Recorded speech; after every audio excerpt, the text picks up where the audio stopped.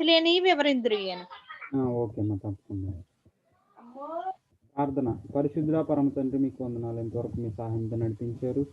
దినములు గడుచుండగా తండ్రి మమ్మల్ని ఎంతో క్షేమంలో ఉంచుతున్నారు. మీరు ఇచ్చిన మంచి ఆరోగ్యమును, క్షేమమును, ఈ ప్రేమ సమాధానాలకే మీకు వందనాలు. మీరు మా జీవితాల్లో చేసి ఎన్నో అద్భుతాలు చేసుకోబోవా నాయన, ఎంతో సంతోషాన్ని నాయన క్రీస్తు ప్రేమలో మమ్మల్ని నడిపిస్తున్నారు. అందరి బట్టి మీకు వందనాలు. తప్పక సహాయం ఇచ్చింది. ఈ సమయంలో ప్రభువా కొంత సమయాన్ని నాయన మీ సన్నిధిలో వాక్యాన్ని వినడానికి నాయన మంచి సమయాన్ని అనుగ్రహించారు. అందరి బట్టి మీకు స్తోత్రం. మీ పరిశుద్ధాత్మ శక్తిని, పరిశుద్ధాత్మ సహాయాన్ని మా మధ్యలో ఉంచండి. వినగల చెవులు, గ్రహింపగల మనసును మాకు అనుగ్రహించి నడిపించమని ప్రార్థన చేస్తూ ఇవన్న వాక్యాన్ని ఇచ్చుకుండగా తండ్రి నాయన ప్రతిఫలం అనుగ్రహించమని ప్రార్థన చేస్తూ మీ పరిశుద్ధాత్మ సహాయాన్ని నా నోటికి నోరుగా నాయన ఉంచమని ప్రార్థన చేస్తూ యేసుక్రీస్తు వారి చేసిన నామమున ప్రార్థించుకున్నాను తండ్రి, ఆమేన్. 17వ అధ్యాయం చూస్తే కనుక చూద్దాం కొన్ని వచనాలు. 6 దినములైన తరువాత యేసు పేతురును, యాకోబును, అతని సహోదరుడైన యోహానును వెంటబెట్టుకుని ఎత్తైన ఒక కొండ మీదికి ఏకాంతముగా పోయి వారి ఎదుట రూపాంతరం పొందెను. ఆయన ముఖము సూర్యుని వలె. ఇప్పుడు ఆయనతో ఉన్నది ఎవరంటే కూడా పేతురు, యోహాను, యాకోబు.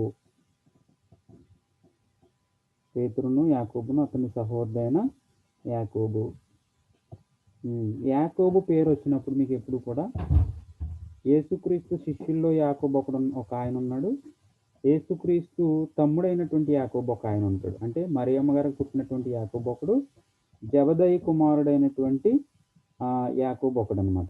అంటే ఇద్దరు యాకోబులు. బాగా మనం ఆ పేరు వచ్చినప్పుడు బాగా గుర్తుపెట్టుకోవాలి ఏ యాకోబు ఈ సందర్భంలో ఏ యాకోబు మాట్లాడుతున్నాడు అనేది. ఇక్కడ ఉన్నది అందుకనే మెన్షన్ చేయబడుతుంది అక్కడ ఎప్పుడు కూడా.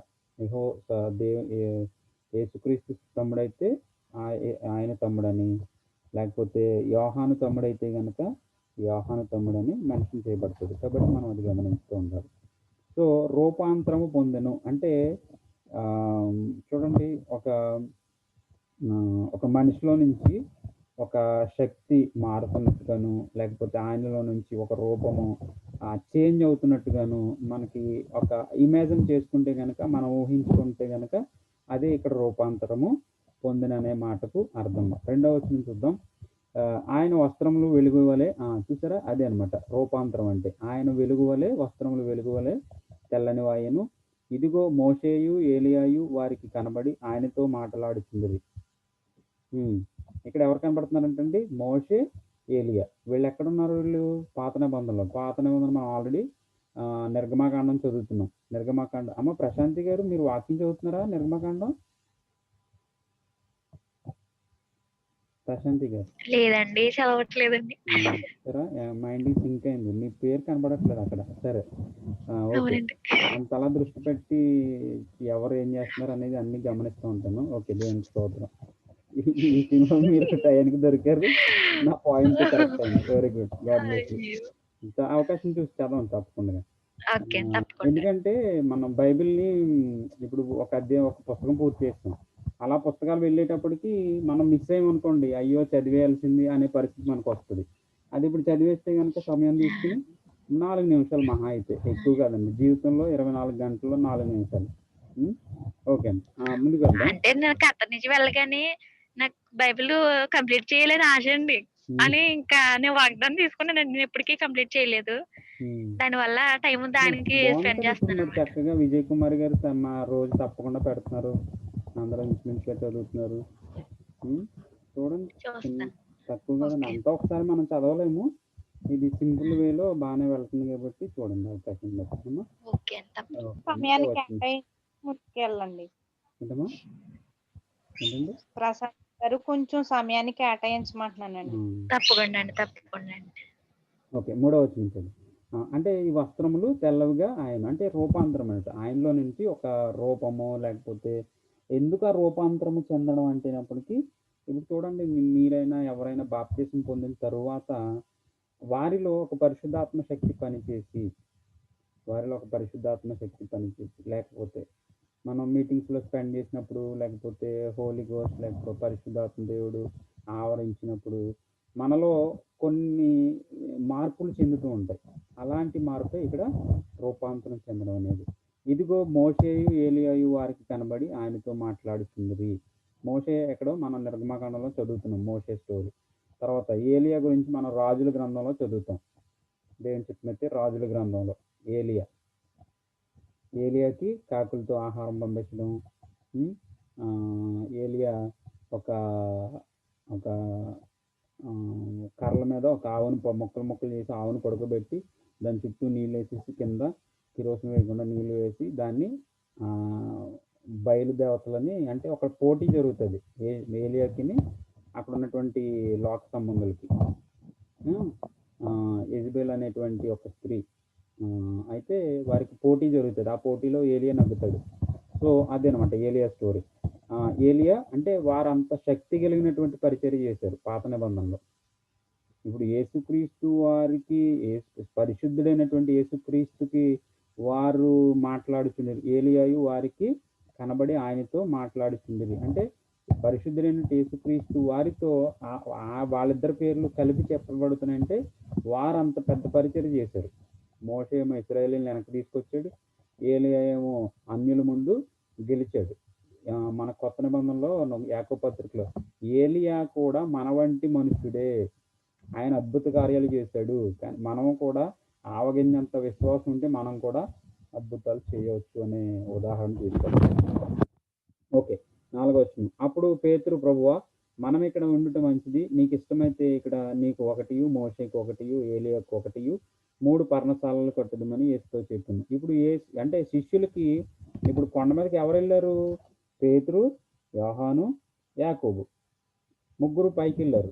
ఆ ముగ్గురికి యేసుక్రీస్తు వారిలో మోషే కనబడుతున్నాడు, ఏలియా కనబడుతున్నాడు, యేసుక్రీస్తు ముగ్గురు కనబడుతున్నారు. కాబట్టి ముగ్గురికి కూడా మీ ముగ్గురికి ప్రభువా నువ్వు ఇక్కడే స్థిరపడు, అయితే నేను నీ కోటి, యేసుక్రీస్తు కోటి, ఏలియా కోటి, మోషే కోటి మందిరాలు కడదాం, సో మీరు ఇక్కడే ఉందరుగాను అనేసి ఈ శిష్యులు అంటున్నారు. పేతురు అనేటప్పటికి యేసుక్రీస్తు అతడు ఇంకను మాట్లాడుచుండగా ఇదిగో ప్రకాశమానమైన యొక్క మేఘం వారిని కమ్ముకొనెను. ఇదిగో ఈయన నా ప్రియ కుమారుడు, ఈయన యందు నేను ఆనందించున్నాను, ఈయన నా మాట వినుడని ఒక శబ్దము ఆ మేఘంలో నుండి ఒక కొండ మీదకి వెళ్ళారు. ఆ కొండ పైన వీళ్ళందరూ ఉన్నారు.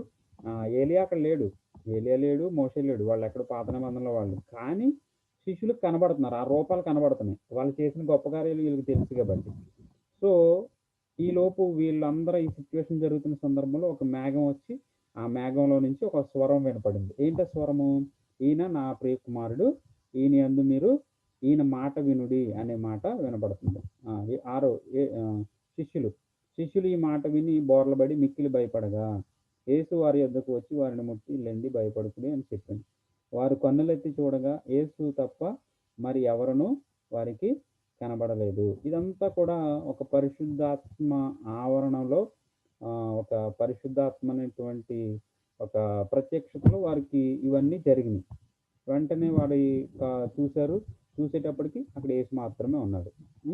ఇవంతా కూడా అంటే ఈ యొక్క యేసుక్రీస్తు శిష్యులకి బయలుపాటు మరెక్కువ లోతైనటువంటి, ఎందుకంటే ఇంకా ముందు ఇంకా 21 అధ్యాయాల్లో మనం ముందుకెళ్ళేటప్పటికి యేసుక్రీస్తు అప్పగింపబడతాడు, సిలువకు అప్పగించబడతాడు. ఆయన అప్పగించబడిన సమయానికి వీరంతా కూడా బహుబలమైనటువంటి సేవ చేయడానికి వీళ్ళు సిద్ధపరచబడాలి.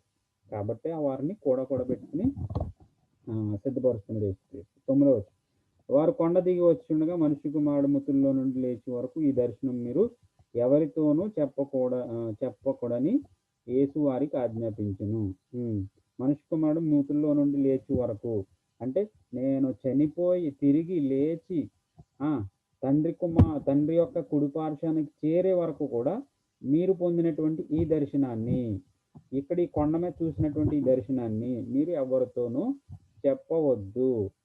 ఇక్కడ చెప్పవద్దు అన్న మాట మరి ఎక్కడ చెప్పబడుతుంది అంటే మళ్ళీ అపోస్తుల కార్యాలు చెప్పబడుతుంది. అపోస్తుల కార్యాలు ఎందుకంటే యేసుక్రీస్తు చనిపోయారు, ఆయన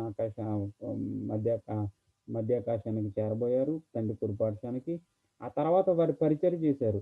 యేసుక్రీస్తు చనిపోయిన తర్వాత పరిచర్య చేసింది ఏ పుస్తకంలో ఉంటుందంటే మనకి అపోస్తుల కార్యాలు, కాబట్టి అక్కడ రాయబడుతుంది. సో 10వ వచనం. అప్పుడు ఆయన శిష్యులు ఇలాగైతే ఏలియా ముందుగా రావాలని శాస్త్రులు ఎందుకు చెప్పుచున్నారని ఆయన అడిగిరి. అందుకు ఆయన, ఏలియా వచ్చి సమస్తమును చక్కబెట్టునను మాట నిజమే. అయినను ఏలియా ఇదివరకే వచ్చెను. వారు అతనిని ఎరుగక తమకిష్టము వచ్చినట్లు అతని ఎడల చేసిరి. మనుష్య కుమారుడు కూడా అలాగే వారి చేత శ్రమలు పొందబోతున్నాడని మీతో చెప్తున్నాను. అంటే ఏలియా గురించి పాత నిబంధన ఇశ్రాయేలీలకి లేకపోతే ఆ కాలంలో ఉన్నటువంటి వారందరికీ ఇప్పుడు మనకి యేసుక్రీస్తు వారి గురించి ఎంతలా తెలుసో, 2000 సంవత్సరాల కింద ఆయన వచ్చారు, భూమి మీదకి సిలువ వేయబడ్డారు, ఇదంతా ఎంత నిజమో పాత నిబంధనలో ఉన్నటువంటి ఇశ్రాయేలీలకి 12 గోత్రాలకు కూడా ఏలియా బాగా తెలుసు, మోషే బాగా తెలుసు. ఎందుకంటే వారు పాత నిబంధన కాలంలో బ్రతుకున్నవారు, వారి గురించి బాగా పరిచయం ఉన్నటువంటి వారు. కాబట్టి ఏలియా వచ్చాడు, ఏలియా చెప్పిన మాట వీళ్ళు వినలేదు, మోషే చెప్పిన మాట వినలేదు. అలాగా వారు తప్పిపోతూనే వచ్చారు. పోనీ ఆఖరికి యేసుక్రీస్తు భూమి మీదకి రక్తాన్ని చిందించడానికి వచ్చారు, ఆయన మాట అన్నా విన్నారా? ఎప్పటికీ వినలేదు. ఒకవేళ వాళ్ళు ఇజ్రాయెల్ దేశస్తులు గనక, ఇది అంటే ఫ్యూచర్ చెప్పే విషయం అన్నమాట. ఇది అంటే వాక్యం చెప్పే విషయం ఏంటంటే, ఇశ్రాయేలీలు గనక అంటే దేవుడే వారి యొక్క కనులకు మందాన్ని కలిగించాడని, వారి హృదయం కఠినంగా ఉందని చెప్పడం జరుగుతుంది. చెప్పే విషయం ఏంటంటే, ఇశ్రాయేలీలు గనక వారు యేసుక్రీస్తుని అంగీకరించి ఇప్పుడున్న దేశం ఇజ్రాయెల్ దేశం, వారు యేసుక్రీస్తుని అంగీకరించి, వాక్యం చెప్పే మాట, యేసుక్రీస్తుని అంగీకరించి వారు గనక బాప్తిసం పొంది యేసుక్రీస్తు రక్తంలో గనక బాప్తిసం పొందగలిగితే గనక యేసుక్రీస్తు రాకడ సమీపించేస్తుంది, ఇంకా ఎత్తబాటు కాలము వచ్చేస్తుంది. అప్పటి వరకు అంటే సమస్త జనులు రక్షింపబడే వరకు వారు యేసుక్రీస్తుని నమ్మరు. భూప్రపంచం అంతా రక్షింపబడాలి, తరువాత ఇశ్రాయేలీలు యాక్సెప్ట్ చేస్తారు. ఇశ్రాయేలీలు యాక్సెప్ట్ చేయడం మొదలైందంటే మాత్రం వెంటనే మొత్తం రెండవ రాకడ సమీపిస్తుంది. ఇది వాక్యం, బైబిల్ చెప్పేటువంటి గొప్ప మర్మము, రహస్యము బయలుపడుతుంది. సో ఇంకా ముందుకు వెళ్దాము. 11. అందుకు ఆయన, ఏలియా వచ్చి సమస్తమును చక్కబెట్టు నన్ను మాట నిజమే. 12 అయిపోయింది. అప్పుడు ఆయన బాప్తిసం ఇచ్చి యోహాను గూర్చి తమతో చెప్పినని శిష్యులు గ్రహించిరి. ఈవెన్ బాప్తిసం ఇచ్చినటువంటి యోహాను వచ్చాడు, ఆయన బాప్తిస్మాలు ఇచ్చాడు, ఆయన కానీ మాట వినలేదు. 14. వారు జనసమూహం వద్దకు వచ్చినప్పుడు ఒకడు ఆయన యొద్దకు వచ్చి ఆయన ఎదుట మోకాళ్ళుని, ప్రభువా, నా కుమారుని కరుణింపుము, వాడు చాంద్ర రోగి అయి మిక్కిలి భయపడుచున్నాడు. ఎలాగనగా అగ్నిలోను నీళ్లలోను తరచుగా పడుచున్నాడు. ఈలోపు ఇదంతా జరుగుతుంది. ఆయన దగ్గరికి జనసమూహాలు వచ్చాయి. అందులో ఒక ఆయన వచ్చి ఆయన దగ్గర వేడుకుంటున్నాడు. ఏమనంటే కనుక, నా కుమారుడికి చాంద్ర రోగి అంటే చూడాలి, చూద్దాం, చూసి చెప్తాను. అగ్నిలోను అస్తమాటు పడిపోతున్నాడు, నీటిలో పడిపోతున్నాడు, కాబట్టి ఆయన నువ్వు కాపాడు ప్రభు అని ఆయన దగ్గరికి వచ్చి మాట్లాడుతున్నటువంటి సందర్భం. నీ శిష్యుల వద్దకు వారిని తీసుకుని వచ్చి తిని కానీ వారు వారిని స్వస్థపరచలేకపోయారని చెప్పింది. అందుకే విశ్వాసం లేని మూర్ఖతనం వల్ల మీతో నేను ఎంతకాలం ఉందును. చూసారా, యేసు 17వ వచనం అండర్లైన్ చేసుకోండి. 17వ వచనం యేసుక్రీస్తు అంటున్నారు ఏమని శిష్యులతోటి, నేను ఇంతకాలం నుంచి మీతోనే ఉంటున్నాను, నేను మీకు ఇలా నేర్పిస్తున్నాను నేను, అయినా కానీ మీరు మరి ఎంతకాలానికి మారతారు, మీకు అసలు విశ్వాసం లేదు. మళ్ళీ చదువుతాను 17వ వచనం. అందుకే విశ్వాసం లేని మూర్ఖతరం వాళ్ళారా, మీతో నేను ఎంతకాలం ఉందును, ఎంతవరకు మిమ్మల్ని సహించును, వానిని నా యొద్దకు తీసుకురండి అని చెప్పాను. శిష్యుల్ని తిట్టడం జరిగింది ఇక్కడ. శుభ్రంగా బూస్ట్ అయిపోయిందండి వాళ్ళకి. ఏమని, నేను అస్తమాటు మీతోనే ఉంటానా, నేను సిలువకు అప్పగింపబడుతున్నాను, మీరు ఇలా చేస్తే ఎలాగా అనేసి వారు చెప్పడం జరిగింది, యేసుక్రీస్తు చెప్పడం జరిగింది. అంతటా యేసు ఆ దయ్యము గద్దింపుగా అది వాడిని వదిలిపోయింది. ఆ గడియ నుండి ఆ చిన్నవాడు స్వస్థతనుంది. తరువాత శిష్యులు ఏకాంతముగా యేసు వద్దకు వచ్చి మేము ఎందుచేత దానిని వెళ్ళగొట్టలేకపోతుందని అడిగారు. అందుకు ఆయన, మీ అల్ప విశ్వాసం చేతనే, మీకు ఆవగింజంత విశ్వాసం ఉండిన ఎడల ఈ కొండను చూసి ఇక్కడ నుండి అక్కడికి పొమ్మనగానే అది పోవును. చూస్తున్నారా, మీరు ఈ వచనాలు బాగా ఎప్పుడు మనం వింటూ ఉంటాం. చూసారా ఎక్కడెక్కడ ఉన్నాయో, ఇదిగో మత్తయి సువార్తలో మనకి ఈ వచనాలు కనబడుతున్నాయి. చూసారా, ఆ యొక్క శిష్యులు మళ్ళీ అడుగుతున్నారు డౌట్, ఇంటికి మేము ఎందుకు ఆ దెయ్యాన్ని పోగొట్టలేకపోయాం, మా ప్రార్థనకి ఎందుకు అంత శక్తి లేదంటే మీలో విశ్వాసం లేదు. మీలో ఆవగింజంత, మనం ఆవలో తాలింపులు వేస్తాం కదండి, ఆ గింజంత ఆ విశ్వాసం ఉంటే చాలు. ఇదిగో ఇక్కడ కనబడుతున్న ఈ కొండని అవతలకు పోమంటే పోతుంది. అంత విశ్వాసం కావాలి. విశ్వాసం లేకపోతే మనం క్రైస్తవ జీవితం కానే కాదు, అది పోను. మీకు అసాధ్యమైనది ఏది ఉండదని నిశ్చయముగా మీతో చెప్తున్నాను. వారు గలిలయలో సంచరించకుండా యేసు మనిషి కుమారుడు మనుషుల చేతికి అప్పగింపబడబోతున్నాడు, వారు ఆయనను చంపుదురు, 3వ దినమున ఆయన లేచునని వారితో చెప్పగా వారు బహుగా దుఃఖపడిరి. మొట్టమొదటిసారి ప్రస్తావించినటువంటి మాట, ఆయన అప్పగింపబడబోతున్నాడు, మనుషుల చేతికి అప్పగింపబడుతున్నాడు, వారు ఆయన చంపుదురు, 3వ దినమున ఆయన లేపబడును, లేచునని వారితో చెప్పగా వారు బహుగా దుఃఖపడివి. ఈ 23వ వచనం అండర్లైన్ చేసుకోండి, చాలా ఇంపార్టెంట్ అంటే మనకి మొట్టమొదటి 17వ వచనంలో ఇక్కడ స్టార్ట్ అయింది. ఆయన అప్పగింపబడే మాట అనేది ఇక్కడి నుంచి స్టార్ట్ అయింది. ఇక 18, 19 వచనాలు చూస్తే చాలా ఇంకా కఠినమైనటువంటి పరిస్థితులు మనకు కనబడతాయి. దేని చిత్తమైతే మరలా మనం చూద్దాం. ఈరోజు 17 రేపు ఎగ్జామ్కి ఇస్తారు కాబట్టి మనం కొద్దిపాటి మనం వివరించడం సహాయం చేశారు. ఈ మంచి సమయంలో శాంతరత్నం గారు ప్రార్థనలో నడిపిస్తారు. శాంతరత్నం గారు.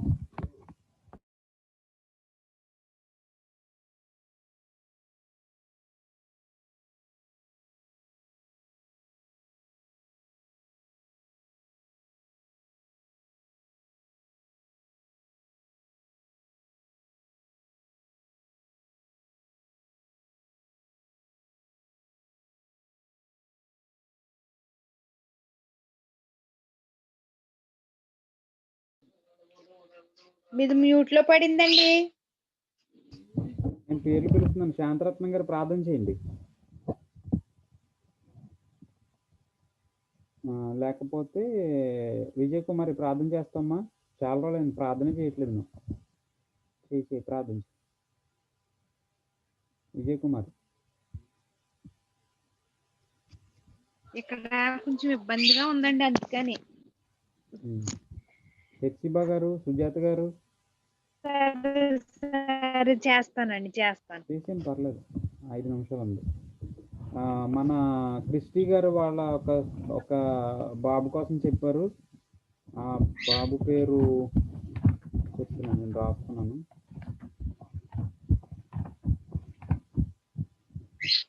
మైటీ. హాస్పిటల్లో ఉన్నారు. మైటీ హాస్పిటల్లో ఉన్నారు. బాబు అనారోగ్యం ఉన్నదని. సో బాబు కొరకు ప్రార్థించండి. ఓకేనండి. ఈరోజు కరుణ గారు క్షేమంగా చేరారనేసి ప్రార్థన చేసింది. సకలాశీర్వాదము కానుభూతమైన మా ప్రియ పరలోక తండ్రి, నీ ఘనమైన శ్రేష్టమైన నామానికి లెక్కలేని స్తుతులు స్తోత్రాలు నా ప్రభువా. ఇంతవరకు నా ప్రభువా నైనా వాక్యాన్ని వచనాలు నా ప్రభువా వివరించుకోవడానికి కృప చూపినందుకు నీకు లెక్కలేని స్తుతులు స్తోత్రాలు నా ప్రభువా. వచ్చిన బిడ్డలను దీవించండి నా ప్రభువా. రాలేని వారిని నా ప్రభు క్షమించి రేపటి దినానికి సిద్ధపడి ఉండడానికి కృప చూపించమని ప్రార్థిస్తున్నాం తండ్రి, నీకు వందనాలు. ఇంతవరకు విన్న వాక్యాన్ని బట్టి ప్రార్థిస్తున్నాను అయ్యా, స్తోత్రము తండ్రి. నా ప్రభువా ఇంతవరకు విన్న ప్రతి వచనాన్ని నా ప్రభ మా హృదయం అనే పలక మీద రాసుకుని నెమరు వేసుకునే భాగ్యం మాకు అందరికి దయచేయండి తండ్రి. విని విడిచిపెట్టే వారుగా కాక నా ప్రభా వాక్యానుసారంగా నడుచుకునే ధన్యత మాకు అందరికి దయచేయండి. వచ్చిన బిడ్డలను దీవించండి నా ప్రభా, స్తోత్రము తండ్రి. అలాగే నా ప్రభా హాస్పిటల్లో ఉన్న సహోదరుని బట్టి ప్రార్థిస్తున్నాము తండ్రి, నీకు వందనాలు. ఆ బిడ్డ ఏ వ్యాధితో అయితే ఉన్నారో నా ప్రభా, ఏ బాధతో నాయనా, ఏ అనారోగ్యంతో బాధపడుచున్నారో నా ప్రభా, నేను ఆ బిడ్డకి ఆదరణ దయచేయండి, ఓదార్పును దయచేసి నీ శక్తిని అనుగ్రహించమని ప్రార్థిస్తున్నాము తండ్రి. శిరస్సు మొదలుకొని పాదం వరకు ముట్టు స్వస్థపరిచమని ప్రార్థిస్తున్నాము తండ్రి, నీకు వందనాలు. నా ప్రభా నరాలు ముట్టండి, ఎముకలు ముట్టండి, మూలికలు ముట్టండి, కండరాలు ముట్టమని ప్రార్థిస్తున్నామయ్యా, నీకు వందనాలు, స్తోత్రము. నా ప్రభా నైనా డాక్టర్లో మీరుండండి నా ప్రభా, నర్సుల్లో కంపౌండర్లో మీరుండి తగిన ట్రీట్మెంట్ ఇవ్వడానికి కృప చూపించమని ప్రార్థిస్తున్నాం. ఏడంతల ఆత్మ, ఏడంతల శక్తి, ఏడంతల కృప బిడ్డకు అనుగ్రహించండి అయ్యా. నీకు వందనాలు. స్తోత్రము నా ప్రభా. గొప్ప సాక్షుడిగా నైనా బిడ్డను నిలబెట్టుకోండి ప్రభా. స్తోత్రము తండ్రి. నాయన మీరు పొందిన గాయాల వల్లే మాకు స్వస్థత నాయన. అటు స్వస్థత కుమారుడికి దయచేయమని ప్రార్థిస్తున్నాము తండ్రి. నీకు వందనాలు. అలాగే నా ప్రభా కరుణ గారిని బట్టి ప్రార్థిస్తున్నాం అయ్యా. బిడ్డ కోసం మేమందరము ప్రార్థించుగా నాయన క్షేమాన్ని ఇచ్చిన ప్రభా, చేరవలసిన గమ్యస్థానానికి చేర్చినందుకు నా ప్రభా, కుటుంబం మధ్యలో నాయన సంఘము మధ్యలో చేర్చినందుకు నీకు లెక్కలేని స్తుతులు స్తోత్రాలు నా ప్రభా. గొప్ప దేవుడా నీకు వందనాలు. సమస్తమును దీవించండి నాయన. గ్రూప్ లోకి వచ్చిన నాయన ప్రశాంతి గారిని బట్టి ప్రార్థిస్తున్న కుటుంబాన్ని దీవించండి అయ్యా. నీకు వందనాలు. అలాగే నా ప్రభా భూషణం గారిని దీవించండి అయ్యా. స్తోత్రము నా ప్రభా. గొప్ప దేవుడా నీకు వందనాలు. ఇచ్చిన కుటుంబాన్ని దీవించండి నాయన. నీకు వందనాలు. స్తోత్రము నా ప్రభా. అలాగే నా ప్రభా సుజీ గారిని జ్ఞాపకం చేసుకోండి అయ్యా. నీకు వందనాలు. ఆ బిడ్డ నా ప్రభా తగిన జ్ఞానమునిచ్చి నా ప్రభా వివరించడానికి కృప చూపిందేవా. నీకు వందనాలు.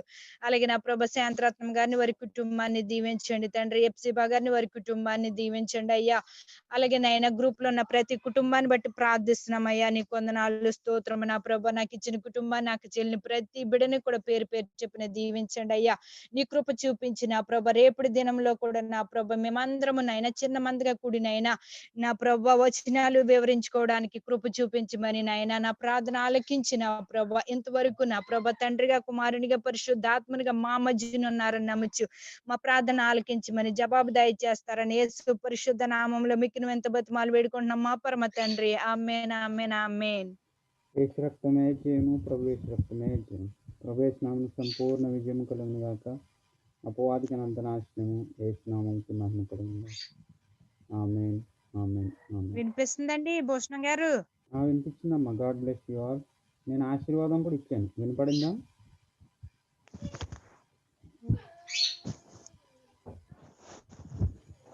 హలో.